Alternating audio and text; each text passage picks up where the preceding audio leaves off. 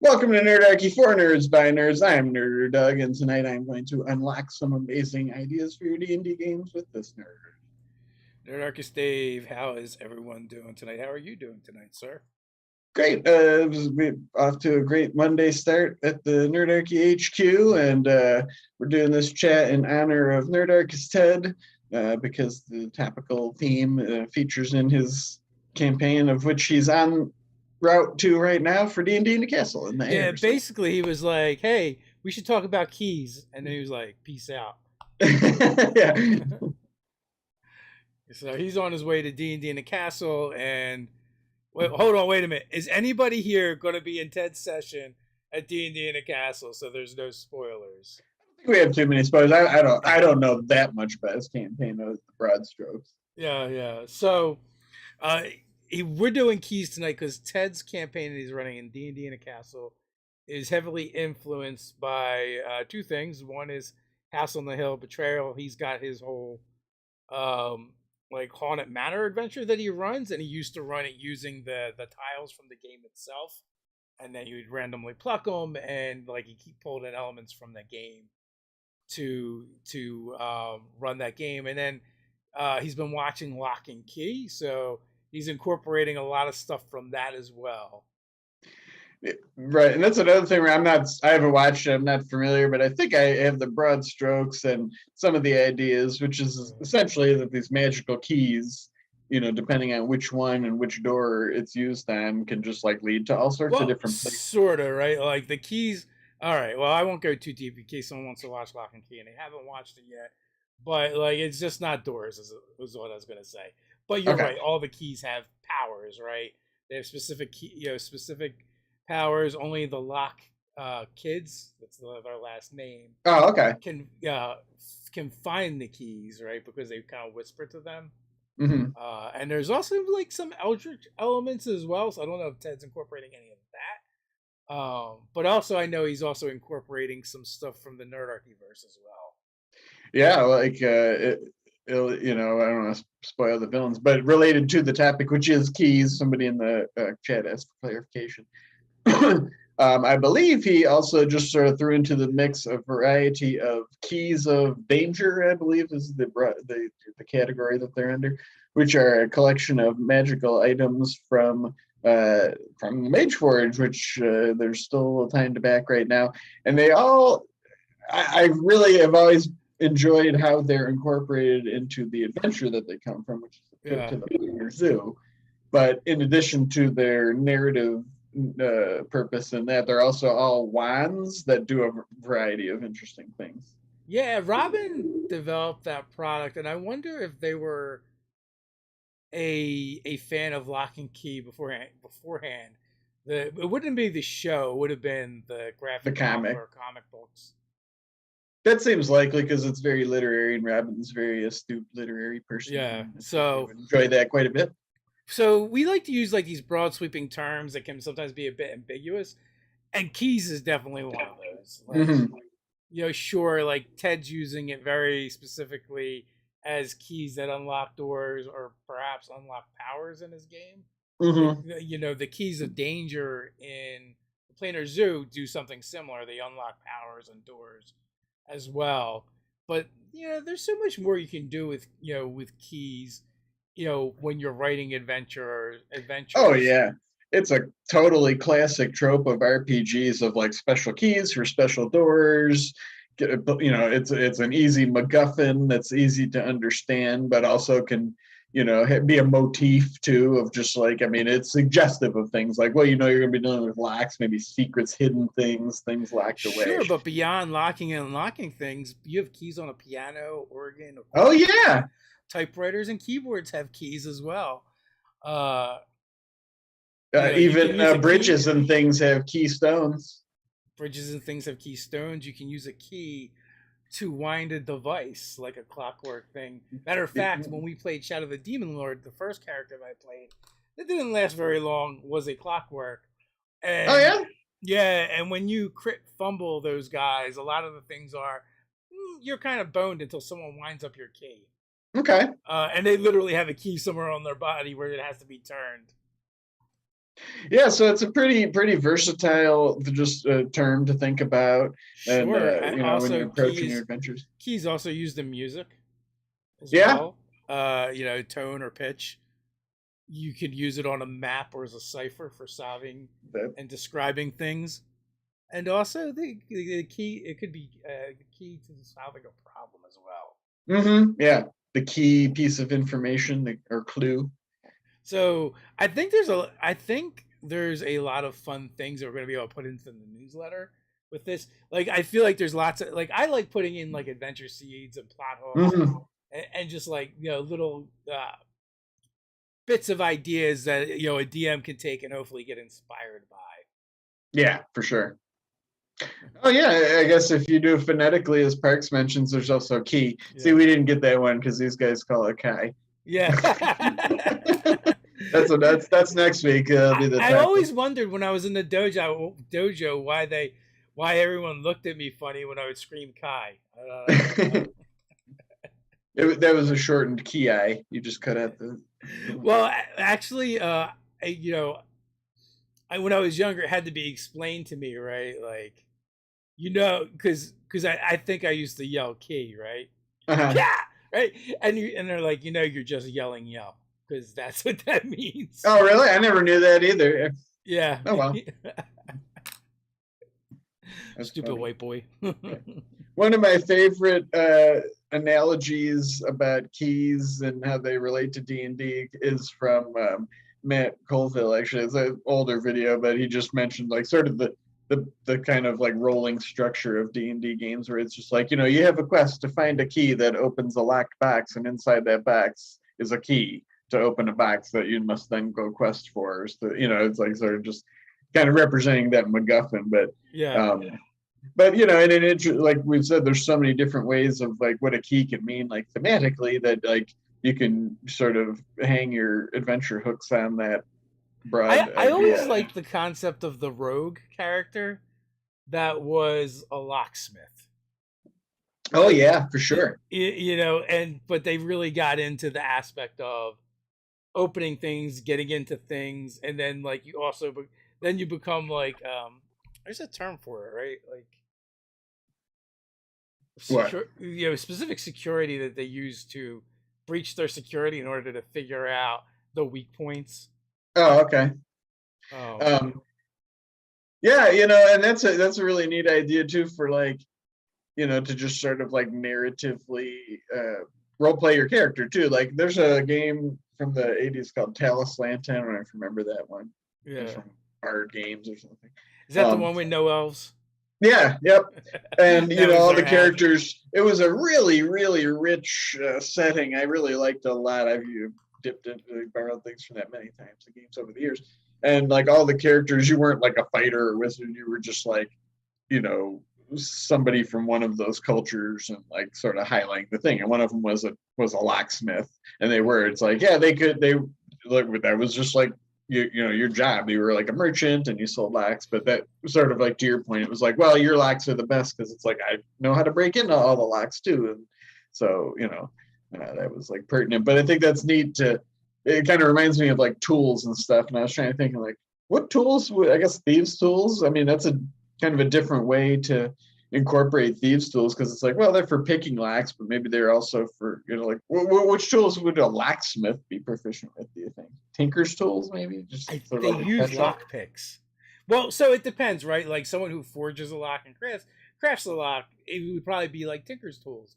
But I would say also, like, if you're playing a character that is a locksmith, like they would also be proficient in you know their toolkit would use things to pick the lock, because essentially if you call a locksmith out, that's what they Yeah, do. If they don't have a master key for something, then but what they about pick making it. the actual lock? Yeah, I think that would be so. That'd be a combat. Blacksmith, maybe. I mean, you're still, if you're like literally making the pieces of the lock. I think it could be a couple of ways, right? Like if you would need to be able to smith and forge if you're doing it from scratch, but you could also get all the parts disassembled from a smith, right, and assemble them, and that would be like Tinker tools in my mind. Yeah. Yeah, Tinker Tool is just kind of like just to me that just makes me think like a general tool belt. It's like, yeah, you can't have like all your normal things that just somebody like a general contractor, right? Yeah. Knock and silence because the spell on its own is annoyingly loud. I wonder if you. I don't know what the components are to both of those spells off the top of my head to know if you could use them in conjunction. What do you mean? I mean, if you silenced an area, yeah, it would Yeah, muffle the but if sound. there's a verbal component to your knock spell, you would not be Probably. able to Well, actually yeah. cast it. But if you were a sorcerer and you took the meta magic feat that lets you eliminate the verbal component, you could then cast it. Hmm. That's a good question. I'm going to look it up next. I'm curious. Let's see. Knack. It's just verbal. I Yeah, it's only verbal. So I guess you couldn't do that. Well, the range of it is 60 feet, though. You could do it. You cast silence where the door is, Yeah, and then you stand out of that, and so cast you can into speak it. the verbal component, but the range is 60 feet, and the sound emanates from the target object, which would be in the zone of silence. That's a lot of trouble to So go through. But hey, if Arachno. you're trying to be super quiet, right? Well, yeah, the knock spell isn't that like almost like Thunderwave, where it's like 300 feet or Mm-hmm.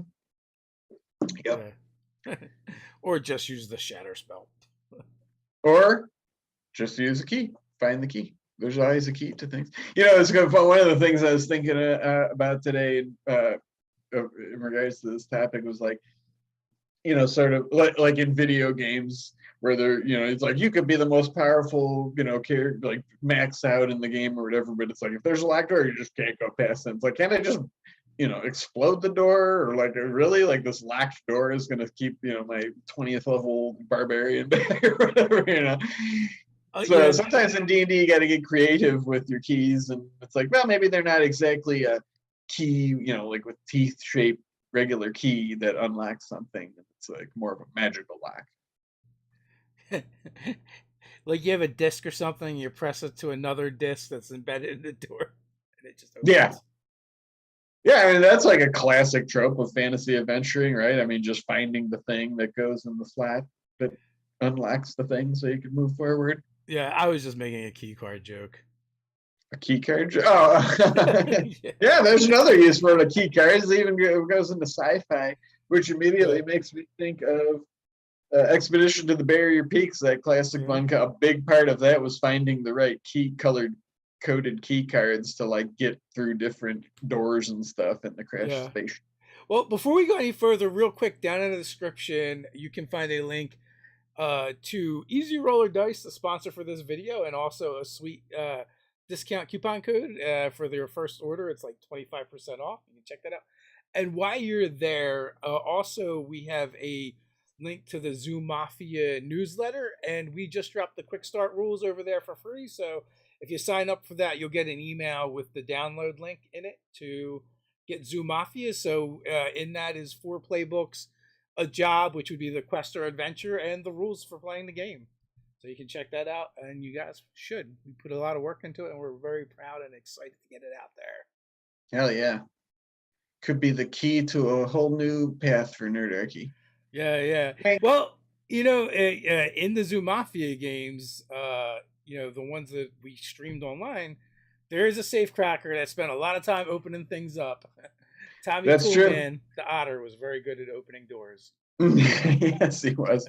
Rather subtly, or if all else failed, by blowing it up. When all else fails, there's always dynamite.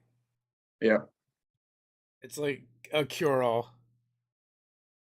Yeah, the thing about there's lots of cool like ideas in chat and stuff, and the thing about the concept of like keys and all that stuff, like in a broad way too, it's like, well, it's just sort of like it just gives you the tools to like further your adventures. Like, well, if there's a lock, there must be a key, or other way around. So in that way, it's like you can always keep things going. And so I guess that's sort of like a little DM trick, right? Like if you're really not sure what's supposed to, you hadn't thought about like what happens if like the hero's like, actually, unlock this thing or whatever, then just have it be like a clue to the next thing. and So there's still a couple reward. things in the chat we'll jump to real quick. We got Matthew. Do gods use keys? I say yes, and it would like to steal them. Imagine the power a god would have to lock away. I feel like that has probably been an adventure at some point or another, or breaking into a god's vault. One of the Dresden Files books is all about is a heist into Hades' vault, which Hey, and was if you really want to cool. think about like how do you like high level D&D games, that's a great concept too. It's like, those are often hard to think of, like higher level adventures. Like what would they do? It's just like, well, if you're going to be the greatest thief that ever lived, it's like you gotta break into a god's vault and steal their keys. I mean, that seems pretty evocative, right? Yeah. Like I would totally want to play that adventure. Parks, how about a magic item that is a ring of keys, has a knock spell in after the last key is checked? It's funny you should mention that, because when we're talking about like this locksmith style character, I was definitely thinking that character always carries a huge ring of keys on them, and also might have like a key fetish where they're always trying to acquire new strange keys. There is a NPC in Wild Beyond the Witchlight named Jingle Jangle that I came across today. It was that very thing. It's Jingle Jangle's obsession with keys serves as a cautionary tale for those who would enter a bargain with one of the enemy NPCs. It says the goblin once sought the hag's help in a desperate attempt to undo what she thought was a curse. Wherever Jingle Jangle went, she felt a tormenting fear of being caught on the wrong side of a locked door. So the hag removed the goblin's ability to feel that fear and replaced it with an overwhelming need to collect keys. And they have like just keys hanging all over their body. And their weapon is a flail of locks. And I thought that was pretty interesting. But it was like, wow, it's like right what you said, sir, man. Well, yeah, it's funny you mentioned that, right? Like, two things, right? There's one of the talkers that will come up often that I like is a lockpicker, and they just like in real life. Yeah, they just pick different locks. They also sell lockpicks and stuff, but like they basically just make Master Lock their bitch over and over. Okay. It's just like they just stick one thing in, and then it'll be like here is an unpickable lock, and in like 10 seconds they pick it. That's fun. And then there was another one I saw. It was actually a self-defense video, and that talked about instead of like having putting your keys between your fingers, is having a lanyard of keys on it. Oh, okay. To just like swing. Yeah, because it gives you a foot of reach. You don't have to get as close, and also it's intimidating. It's damaging. Yeah, and it gets some momentum behind but it. I was also thinking, if you just dropped a couple locks on that, then that would be even better. A prison thing is locks in a sock, and basically just create a flail, like you said. Yeah, I like somebody said. Campaign starter, party buys a key to a great treasure from a back alley merchant. Only problem is they don't know where, and they know the merchant isn't lying. Yeah, that's a great thing. And it's funny, Parks mentioned that, and it's like, as a frequent chat guest, I'm sure he could, he feels the same way we do, where it's like, yeah, that sounds great. I love just like themed campaigns like that. By that same token, don't disregard those trinkets tables. I'm sure at least one or two of them. I know I've had characters in my games and stuff, and just seen them that just like a key to you don't know what and stuff. And I love when players bust that stuff. I'm like, oh, I have that key that I rolled on the trinket thing. Would that open the lock? And it's like, of course. Like if it's a really cool moment, that's exactly what it's going to be for. So don't discount those things, players. Bust out those trinkets. Jason Mal, you could use a key to get a cipher, which is a key to open a magic door by speaking a phrase. I kind of like the idea of maybe finding a map and a key, but like when you look at the key section of the map, it's blank, right? So you don't have any corresponding symbols, but maybe it's an ornate key. And if you run it over top of the blank section where the key is supposed to be for the map, it reveals what the symbols are. So you can that sounds like a lot of fun. Oh yeah, there's lots of fun ideas that gave me too, especially if there's like parts of it like a key to a secret code. It's like, well, there you go. There's a whole campaign right there with like those are all quests. So like, we need the next part of the key, or like we deciphered this. What does that mean? It leads you somewhere else, or maybe like you said, you need like a special lens to look at the thing. Then you can see, like the key, or like that's the key to I, unlocking the I cipher and stuff. You can keep going with that. I've always had kind of a fondness to switching up genres for heroes or villains that do things with doors, Okay. or portals. I think there's a couple. There's at least one Spider-Man villain. It's just basically holes, but Oh yeah, they're yeah. like, Spot, I think his name yeah. is. And Just then like one of come the through. West Coast Avengers, I think his name was Doorman, and like Uh-huh. he would stand up against a flat surface, and they could use him like a door. Yeah, that stuff's really neat for sure. That reminds me of like a similar concept that I've always liked in comics, and even one of our stream games is like just like a key that you could just like put, just in the air, just like unlock it, and it's like leads to a special, like a different dimension or something.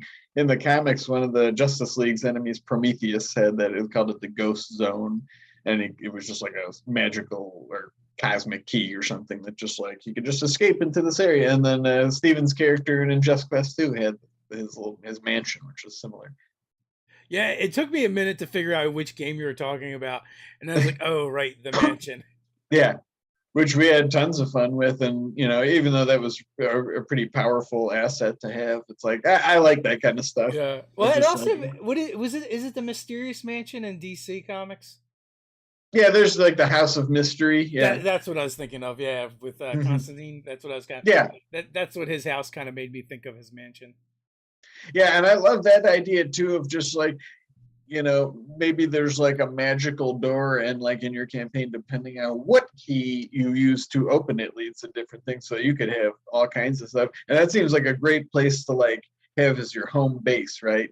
Like, Yeah. to maybe you're part of some like secret society or whatever that like, guards this door or some, or whatever, however you want to structure it. But it's like, their adventures will be like gathering keys so that they can use them to do different things or go to where there's trouble, right? Maybe it's something like that where it's like, oh, there's trouble here, so you got to like get the key and then go to the place. So you and Ted on a chat had talked about I don't know. I wasn't there, so I know Sure. the aftermath, but we ended up making a video based off of it, and it was the bag of dungeon doors. Oh yeah, yeah, I know it was spawned from a chat that you and Ted did. yeah. I Uh, think it was similar. He had kind of based it on, what was the thing with the little furry balls in it? The oh, bag magic. of tricks. Yeah, it was like that, but it was just like you threw it down and it just like made random portals to places. So we kind of just went off on a tangent of like, yeah, that would be amazing to have a And campaign then like we that. turned it into a magic item just created dungeons. Yeah, which, yeah, I mean, and I'm a sucker for any kind of like themed campaign. I love that stuff. So yeah, I mean, those are like fun ways to like really make a campaign memorable. I think if you start like, maybe you start your campaign with somebody, not just buying like a key. It's like you have like a whole ring of keys, and it's like Yeah. other entities want those keys, and you're just like the hapless people that have them. That could be a lot of fun for a start. And like, you don't even know what they do. Maybe some dying creatures just like, here, you got to protect this ring of keys, and then And then they keel over. yeah, and they maybe just to get them out of hot water. It's like their last act is just use one to open a door that the PCs can escape into. That'd I be know a pretty exciting start to a campaign. I'd like to run that. there's a lot of ways to have fun with that.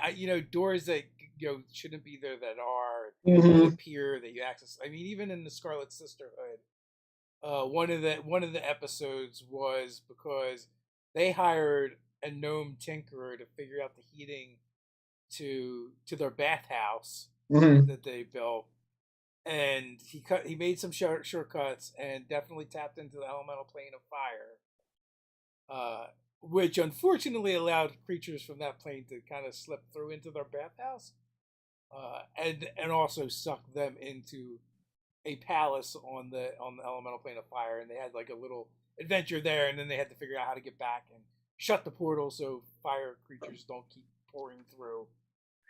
That's the juice for me in D&D games, where it's just like those fantastical elements meet like stuff that you just do in your everyday life as a powerful entity. Jason had a comment that reminded me of one of my campaigns. Doesn't have to do with keys, but he said he ran an adventure once where the team used a special pair of goggles, kind of like a key, so they could see into the ethereal plane to get clues loosely based off they live. Sure. Before you got to the end, I was like, oh, they live. Yeah, same here. And one of my best games, fight scene ever in a movie. Yep, for sure. Rowdy Roddy Piper was the man. One of my games, this is kind of funny now I'm thinking about it, just occurred to me. So the players, I had reskinned harpies as just like sort of magical cloaks that were, attacking them from the sky. And they defeated them, and they picked up one of the cloaks and wanted to put it on. And I was just I just had the idea. So I made it a cloak and I rolled on a chart, and it was a cloak of displacement. Yeah. Which is pretty powerful. But they sort of had like the characters had become interested in like fae things and like the fairy tales of the setting that they were playing in.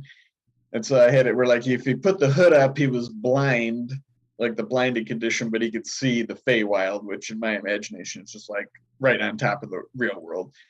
And it never occurred to me, like it wasn't cursed. It was just like you could take the hood down, and it was normal, and the displacement only worked when the hood was up, I think. But the character just never took the hood down for the whole rest of that campaign. He must have just thought it was cursed. So they kind of like led him around and stuff, and they wound up in the Feywild, so it didn't matter much this time because he could just see. That's funny. But that was that campaign where I had them roll on that chart from the DMG, and it was like, you forget the last 24 hours. And they all had failed their save, so they all did. And the players were just like, well, we wouldn't even know why we were here or that we were from the real world. So they just stayed there. They were just like, we wouldn't really know why we were here or like that we weren't supposed to be here. So the rest of the campaign was just them exploring the Feywild at like third level. It was pretty fun.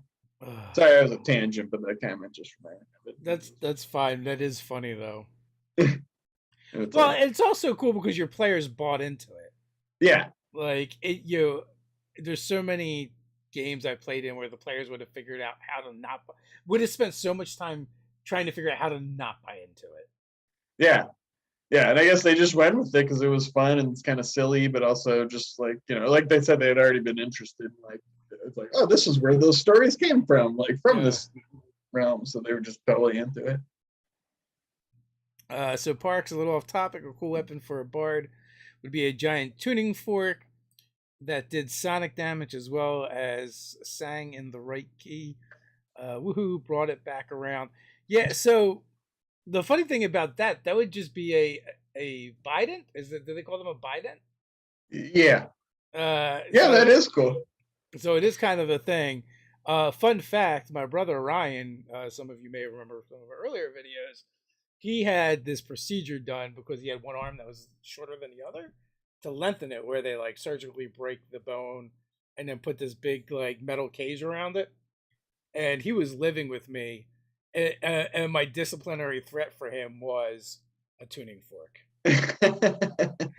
because those pins were directly into his bone.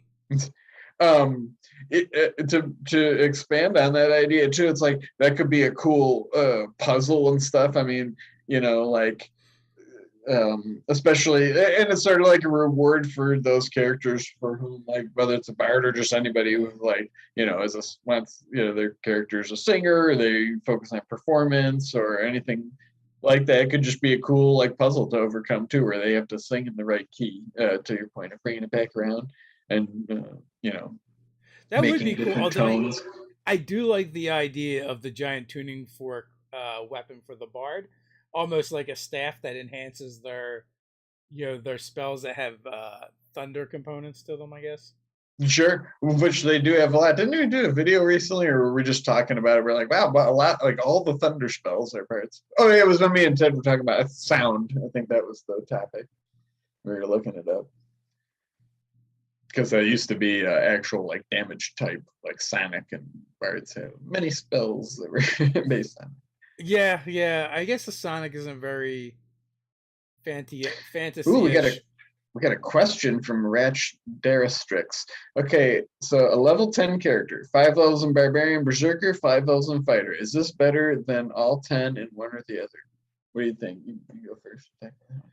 So, I guess there's a couple things, right? Like, is this a campaign that's going to play to 20 levels, right? None of them do. Spoilers, right? Pretty It's a much. myth. But I mean, the barbarian does have like the one of the best capstone abilities in the game. So if that's a factor, there's something that. Going to fifth level in both of those, you're going to overlap on your extra attack, and I don't know if you get it. You might get something extra at fifth level for a barbarian. Is that their movement? A fifth level? No, no, but it's around there because the barbarian you get something every level almost. Yeah, but so I always think single class characters are actually stronger. I mean, I obviously, a agree. single class barbarians are Oh going yeah, to you be a do. It lot. is fast. Yep. Sorry, it's fast moving. You're gonna have a lot more. You're gonna have a lot more hit points as a 10th level barbarian than a 5/5. But if I was to do that split, I would not do a 5/5. Especially depending on the type of fighter you're going to be. Um, I would do a 6/4 to be honest with you, in either direction, just to maximize Yeah, your feats and stuff. yes, but yeah, I guess I see your point. It's like it seems like you're maybe starting at 10th level, or you're playing, Yeah. or that's where it's playing. Also, what are you trying to get from fighter? Like, what subclass are you going to?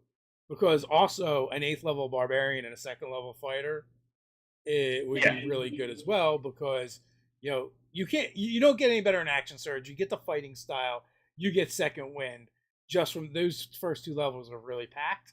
But like if you're going to be like, oh, I want to fish for crits, then going to third level and taking champion could be really good. Or if you want, I want to roll extra dice, then Battle Master works really well as well. Um, I think you start off with two rages. I don't know when that goes up. Um, you're probably not going to be wearing heavy armor. pretty quickly. You get 3 a third, and 6 you get 4.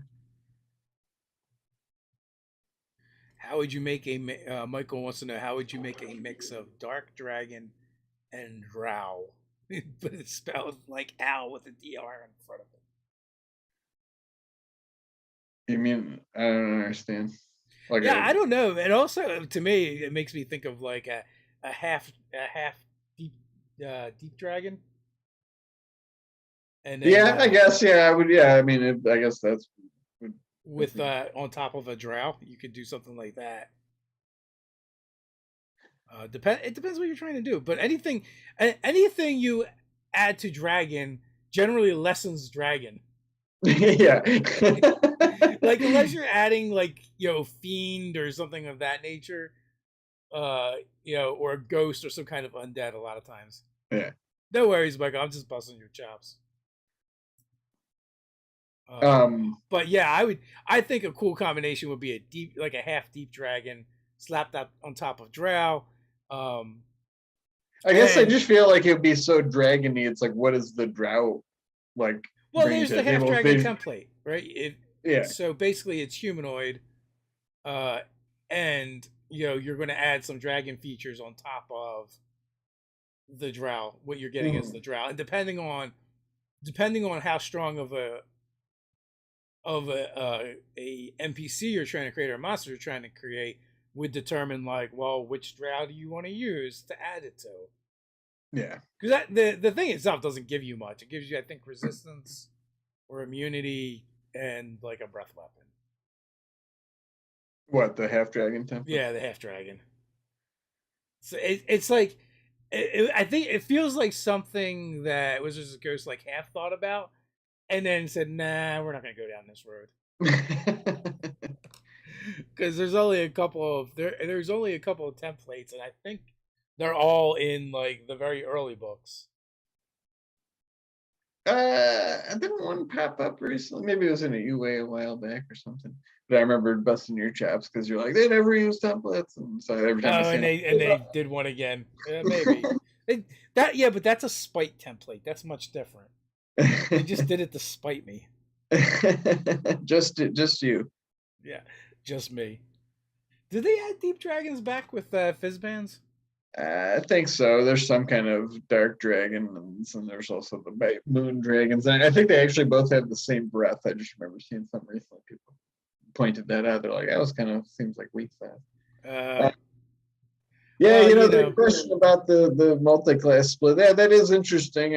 Like, if you're capping at 10, yeah, I'd have to agree with you across the board. Where it's just like, well, there's no real reason for that split because you're just losing out on two features, or you know what I mean, or like a feature basically from one or the other class, or a feat. Like if you went 6 and fighter, you get like another feat too. And also it just depends on your game and what you want to do. Like in those bastards, it's like Unga can dish out the damage, and I'm playing a barbarian, but I just took it more of the like tough tanky thing where it's just like, yeah, he can do damage, but I can just take a lot of punishment. Also, you're playing more of the splash barbarian anyway. What do you mean? Doesn't there like the You're playing, what is it? The Herald? What is it? Oh, the Storm Herald, yeah. Yeah, so you do like splash damage around you more so Yeah. than like a lot of damage to one thing, where Rangers just tend to do a lot to one thing. Mm-hmm. And it works out good. It does work out good. Although I will say I didn't fight very efficiently in our last fight, but I was just having fun. Yeah, I feel like for me, it was just a little had like some campaign rust of just like that's it was just like, who is this character Oh yeah, again? Like, there is a Shadow Dragon template as well. yeah, but it's more for like to put on any To other put on a dragon. yeah. Like, But I mean, technically, I think once you put half dragon on something, it's a dragon. I mean, if you wanted to, it's just like, well, a lot of that to me too is just like how you describe the character, and you could just take the stat blocks and like mash them together. It's like, I'm just gonna take this Drow Arachnomancer and give it, this Deep Dragon's, breath and blah blah blah, and just describe it. Yeah, well, that's basically how I did a lot of mine. Or you can just give them a Drow form, right? There's a lot of times I would just give dragons. I just think it's cool when they shape change into humanoids. So. Sure, yeah, that's a classic thing that I like too, like dragons that walk amongst us. Yeah, I mean, guess what? The what? The deep dragon does change shape. Oh, there you go. Medium or small, so you could literally just use a deep dragon and be like, they like to walk around as a drow. That'd be great for your character that has the what was that Eldritch Invocation or whatever. Yeah, the one that lets you see things as they truly are. Yeah. So we have some business we have to get to, and also yes. quick reminder before we do. This stream is sponsored by Easy Roller Dice. So whether it's your first set of dice or your 1 millionth set of dice, Easy Roller Dice for all your dice rolling needs. There's a coupon code down below for 25%. That you can take off of your first order, so get some Easy Roller Dice, as well as we have our Zoo Mafia newsletter link down there. We just dropped the quick start rules, so if you just sign up for the newsletter, they'll be delivered right to your inbox. Well, you have to click them. You have to click a button. But... Well, you do. Well, it goes to your inbox, then you click the button. And yeah. With that, let's. Do you have the stuff? Yeah, I got it all pulled up. So yeah, we got our monthly business. The first of which is the winner of the monthly giveaway that we do every month. We put together a package. We usually say it's at least $50 MSRP, but it's usually close to 100 or more. And that is drawn from all our newsletter subscribers as well as our Patreon supporters. And the winner of last month's monthly giveaway is Guitar Boy Josh, and I am sure that Ted has already contacted Guitar Boy Josh to let him know that he is the winner and to get his information so ship that package out, which we do anywhere in the world. So wherever you are, if you want to subscribe to our newsletter or support us on Patreon, you will get entered into those monthly giveaways. We also have our monthly Patreon supporter game. Is that the newsletter and the Patreon people, or Yeah, just it's newsletter and Patreon.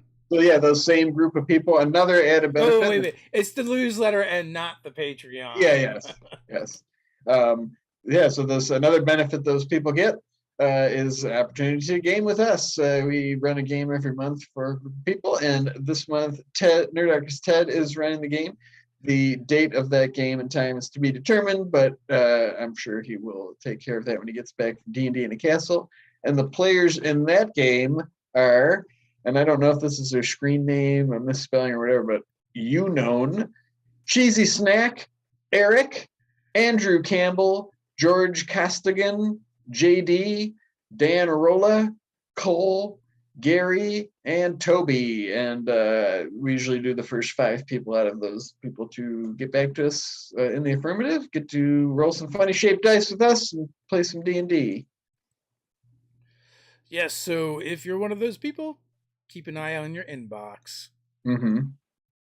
And Ted will either be emailing someone, may have emailed someone already, or he'll be doing it when he gets back into the States. Yeah. He's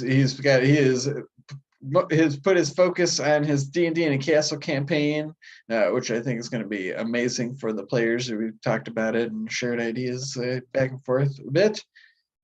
So Rack says the drow worship spiders, don't they? I doubt they would like me. A lot of them do. Some of them worship something very different than a spider, scorpion. Yeah. Things depending on your world. Yeah. Which is funny. Last night when I took the dog out, there was this giant spider web. Okay. That we almost walked to, complete with a giant spider in it, and it was just like overhanging branches and attached to the ground. So I just happened to look up and catch the webs with my light. And then the dog looked at the spider and just completely noped out of there. She wanted no parts of that. It wasn't that big, but it was like that. So that's pretty big, you sure? Yeah. I tried to get a picture of the web because it was super cool. But she ran through the bottom attached pieces with the leash and it just all shriveled up. So as you can imagine, looking up just the word key or keys on like D&D Beyond, there's a lot of results just because a lot of adventures have like keys, locks, keys, and everything. But there was I did that as I found that jingle jangle, and also one of the books I think is the most useful is Tasha's Cauldron of Everything, which includes a bunch of puzzles.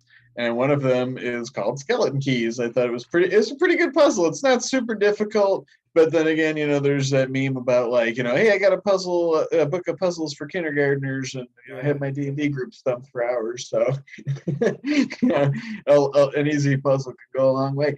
But I thought it was pretty neat. I don't want to spoil it too much, but basically, it's got it's a locked box, and there's a variety of keys, and if you put the wrong keys in, then one of a different group of basically just like dangerous wild animals appears and attacks. There's a skeleton key monster. Is there? Yes, but I'm not sure what makes it a skeleton key. But yeah, it just kind of made me, I thought, well, it's a pretty good puzzle if you're looking for something, and I like that it includes little like hint checks of like, if players are, is there do I have any insights and stuff? I like that they include those little things. There's a monster called a skeleton key. Where is it from? Tomb of Annihilation. That reminds me, one of my favorite old indie comics was called Skeleton Key. Somebody put out a skeleton golem, or not a skeleton golem, a key golem. Oh, I'm sure there's golems for everything, man. Probably, if I had to take a guess, I'd say if 5e, it's probably Kobold Press. They got like 4 huge monster books full of like all kind of crazy stuff. They got a freaking giant water bowl filled with a shark or ooze or whatever. That is one of my favorite monsters. From that, that's right. Yeah, one of my favorite old comics. I forgot about that. It was called Skeleton Key. It was just an indie comic. It was just sort of like a kooky, kind of mystical adventure type story. I do. Nostalgia. Oh, check that. I don't think I see anything showing up with a quick search.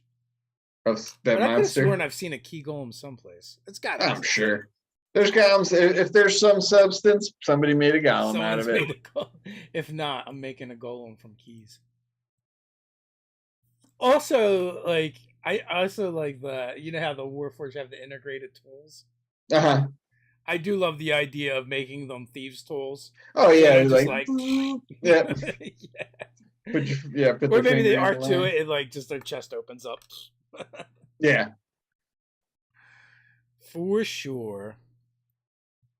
Have you had any like times that you remember from your games as a player or a DM where keys featured prominently? I can't say that anything comes to mind except that I have ran that Planar Zoo adventure, which I feel is worth mentioning only because we like to share like cool campaign ideas, and I don't get too much into it, but like, so basically what I love about the adventure, because I hadn't actually like looked at it in a long time, is like, we said like, yes, there's just these planar zookeepers and they have, different exhibits, and their humanoid exhibit, they realize like, oh, these adventuresome humans need like an adventuresome environment to stay Yeah. occupied, right? And so like part of being in the exhibit is that there is a quest to collect all these keys, and the rumor is if you get them you can unlock the door to this mystical oasis and live like forever or whatever. So it's kind of like a meta adventure for the DM to be, and the players to sort of discover it as they go on. Like you might catch a glimpse once of like, is that a little like there's a little camera embedded in like the rock wall that's Yes. watching you and stuff like that. So I thought that was pretty fun. But what I was going to mention was like one of the, because we always have like just various suggestions for like adventure hooks to get the players involved. And one of them, where was it? I lost the page. Is like, where is it? Basically, it was just like the part, if you wanted to start your campaign there, it's like, don't even tell them it's adventure. That is the world they live in. And it's just like, yeah, that like everybody who lives there just takes up the quest that when they come of age to like find these keys and try to get find their way to Find the the promised oasis. land. Yeah, so it's like I thought that'd be really funny to like just start your campaign there, and then because you can get pretty zany because it is just like a standard sort of fantasy adventure, but like I said, there's just little clues that you can unlock different areas as you find those keys. Yeah, I ran Planner Zoo a couple times. I actually ran it at D&D in a castle. Did And you? I yeah, did once, but it was like, man, this is like 4 years ago. I mean, this is like old now. Actually, it was for one of those monthly games, actually. yeah, and like I had added a two-headed tentacled T-Rex to it just because I wanted to. Sure. And one of the groups took it over somehow. I don't remember. Okay. Like they used a combination of spells in order to do it. Like I know no one spell would have did it for them. So but they used enough resources and it failed enough saving throws. I was like, sure, you guys have a pet two-headed T-Rex now. And also for that adventure it doesn't matter because they can't take it into the dungeon with them anyway. Right. But it was kind of funny. Yeah, this is. I haven't really. It was fun. If nothing else, this topic made me sort of like really take a like look back at this thing closer. And it's like it's dense, man. It's like a lot of stuff going on and cool ideas. It's a pretty fun adventure. Yeah, I think because I ran it as a one shot, one of the sessions finished and one of them did not Sure. because it just ran up against the time wall, and the other one was they all decided to work. They all took a job working for the zookeepers. Oh, really? Yeah, when they're like, yeah, we'll do that. You Go out mean and find imprison other people the way we were in prison? Sure, for money, why not? and that too. That that's like a classic. I think there may be like a Twilight Zone about that, where Yeah. it's like the people realize like, oh, we're in the zoo and the aliens are watching us. Well, Horace the Horn Lord, I ran right, Uh huh. and So the way that I ran it, like I added a part to the beginning where they kind of find a book that leads them to the tower for Horus the Warlord, and they Okay. like totally defeat that, and then afterwards they're like, we want to use the book to summon Baphomet, and I'm like, okay. So they ended by summoning Baphomet, and they were going to become Baphomet's champions. And had we run, that that game again, they were going to play as Baphomet's champions. That's funny. That's something like that's funny from like a design standpoint to me because I remember like putting that one together and developing the ideas, and it's just like it never even occurred to me that like like players would want to do that. Like, can we summon the demon lord? It's like I guess so. We're gonna stop that and put an end to it, and then we're gonna do it ourselves. Yeah, it's like it just never even occurred to me that like somebody would do it. Like, yeah, I gave them a ridiculous DC in order to make it work, and they did it. And I was like, all right, I guess this is what we're doing. Yeah, and it's like, hey, if that's what the players bought into and they're on board, it's just like, okay, like I like to think I'm flexible as a DM, where it's like, if you want to, continue this one shot where you're like champions of Baphomet, like, sure, let's see what that means. And hey, we got a thing for that too, that order of the Order of Wizened. the Wizened, yeah. Yeah, I was gonna have them attack some kind of temple of a goodly god or another. Yeah, why not sack it? Yeah, because it's like, did we get that from the lore or sort of make that up, like that they just like a lot of the powers of those labyrinth things are like they could make you forget how to read for an hour, or like how to speak a language for a day and stuff. I mean, I think we made a lot of it up, but we're probably inspired from something. Yeah. Oh yeah, it's again, I swear I'm not just doing this to Hawk Mage Forge, but it's like some of those magic items made their way there, and like that is one of them where it's like you can curse somebody that they just forget one of the languages they know for like the 24 hours or something like that. Because it's like they're all about the idea of like organized learning and education is like they're totally against that. So like all their powers are just like things like that To make you forget, make you dumb. Yeah, basically make you forget what you know or Make what you you a learn. beast. Yeah. That's as fun. you do. Yeah.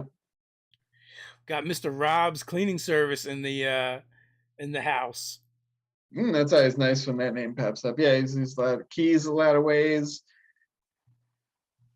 Favorite key was the set of stones that had to be put into place in order. Yeah, that again, it just shows like we were talking about earlier, where it's like key just is a very broad term that doesn't have to mean like a small metal thing with teeth on it, right? It's like it's just a way to unlock something, a secret, a door, anything.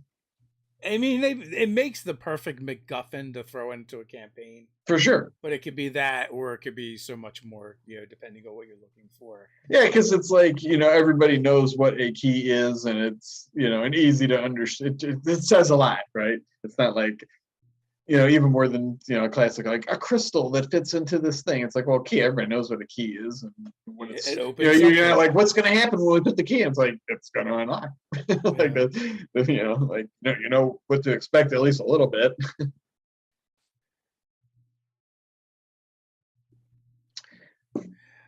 Park's reverse version of tongues called How You Say. It's funny. We were playing Monster of the Week. And one of the, when you use magic in that game, if you get a success with a consequence, the consequence is a glitch. So your spell does what you wanted to do, but there's another effect. And the party was pretty beat up, so I didn't want to just do damage to them. So the one player that got the glitch, their glitch was they had to speak backwards. Okay. And so and also the player is like a amateur improv comedian.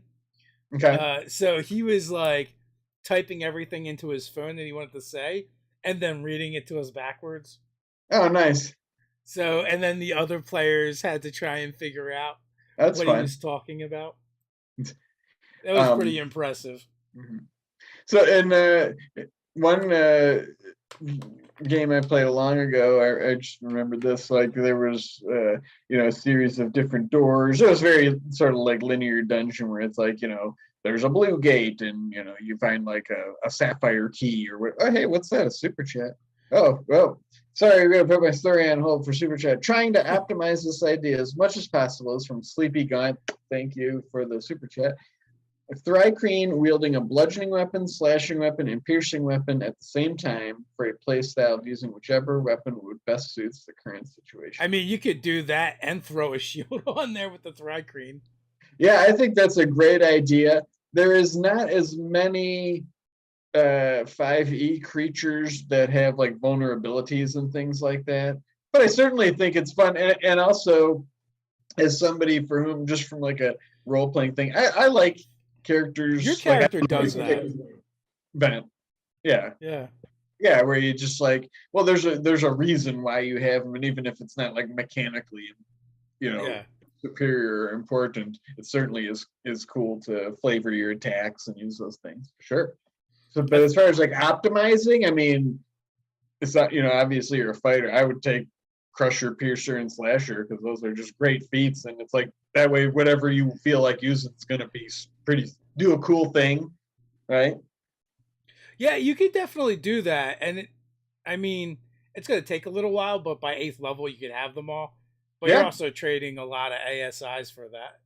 yeah. But But if you're a fighter, you get a lot. I mean, I think I would probably, if I was there, I mean, I don't know if this is optimal, but yeah. like, I think I would probably go Battle Master just because it's like my takeaway from what you're saying is like, it's cool to have a character that like just can be really effective with like the best thing at every moment. So I would just, whether that was like layering on a maneuver, and then also, like I said, you have those Crusher, Piercer, Slasher feats. I I will think throw that'd be pretty something else sweet. in there. I have to double check Okay. though.